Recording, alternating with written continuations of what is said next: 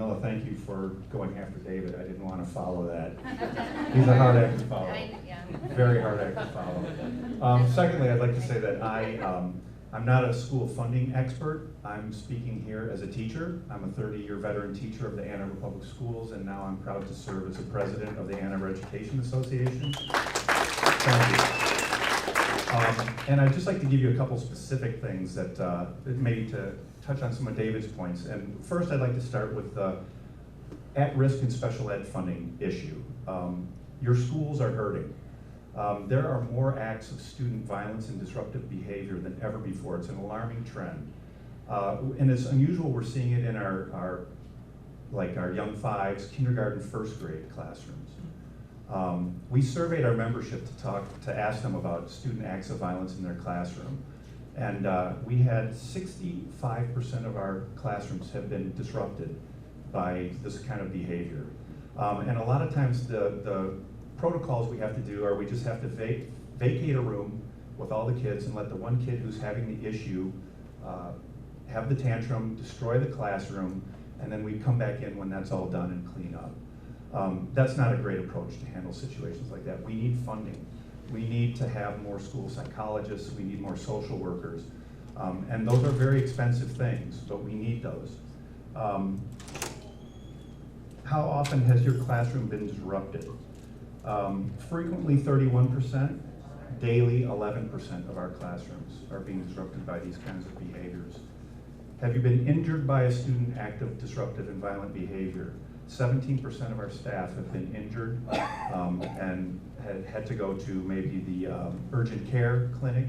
We've had teachers have their noses broken, jaws broken, concussed by students. And again, these are some of our youngest students. These are not our high school students that are doing this. And we need help. Teachers are hurting. And our students are hurting. They're crying out for help. And we don't have the methods to deal with some of these behaviors right now because we don't have adequate numbers of school social workers and psychologists. Your classroom teachers are not always equipped. We're not trained to deal with that kind of thing, and we need help. So that's one area where the funding would really be helpful for your public schools. The other thing I'd like to address would be the impact that this funding crisis has had on teachers. I don't know if it's widely known, but teachers are hurting. Financially, teachers are really hurting in this state. We've had to endure years of pay cuts, pay freezes. One of the things, if you didn't know, school salary schedules are sort of designed to incentivize experience, education, and dedication. And we do that through having a salary schedule that has what we call steps. So if you're a first-year teacher, you're on step 1. If you're a second-year teacher, you would be on step 2, which is an increase in salary. For years now, those are being frozen. We're having to fight like crazy to get our young teachers their steps. We also have lanes, so that incentivizes further education, like getting a master's degree.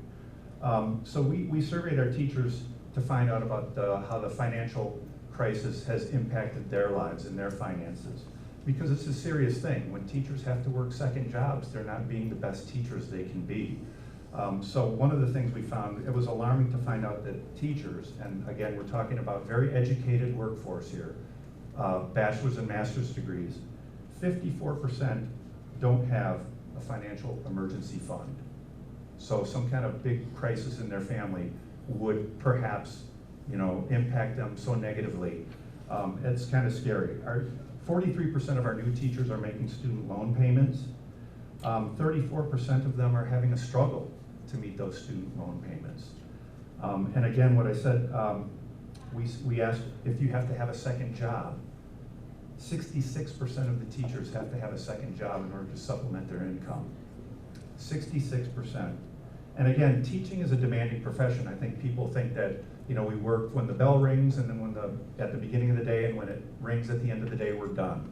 But that's just the time we're on stage. It takes a lot of prep and a lot of work to plan, to keep up with the grading, to give good feedback to students, and that goes on after hours. And if you have to leave school to go to a second job, you're not doing those things as well. So teachers are really hurting financially, and in the classroom we're struggling to meet the needs. We did a quick salary study review of the last 7 years. So a theoretical. A teacher hired at Master's Step 1 in 2012-13, and we followed the progression, this is in Ann Arbor. We followed that progression to 2018-19. And so in 2012-13, that teacher would have had a pay freeze, so they would not have gotten that step. In 13-14, they took a 3% pay cut. In 2014-15, a wage freeze kept them there. In 15-16, they got half of a step increase. So you can see they're already falling far behind if they were progressing up the steps every year.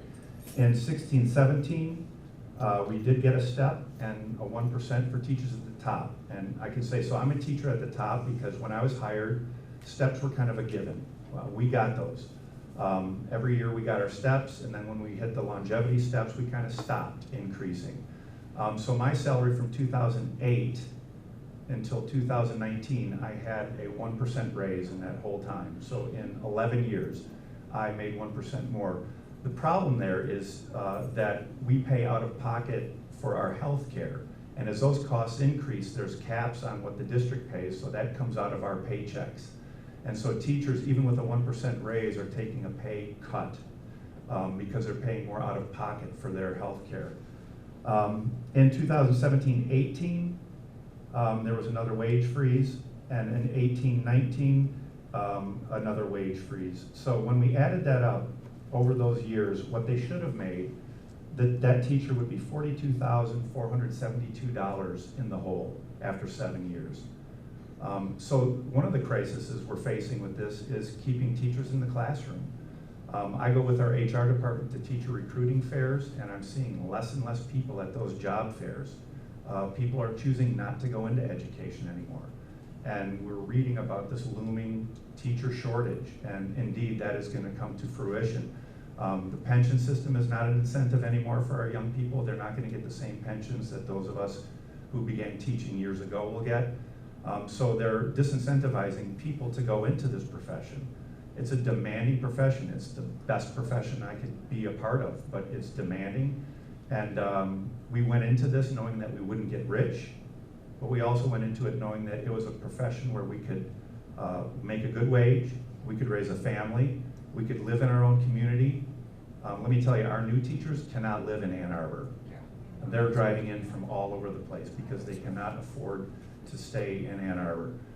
So I would like to let you know where we stand, how teachers are hurting, that this funding crisis is impacting teachers, and I know people say teachers are greedy, all they want is money.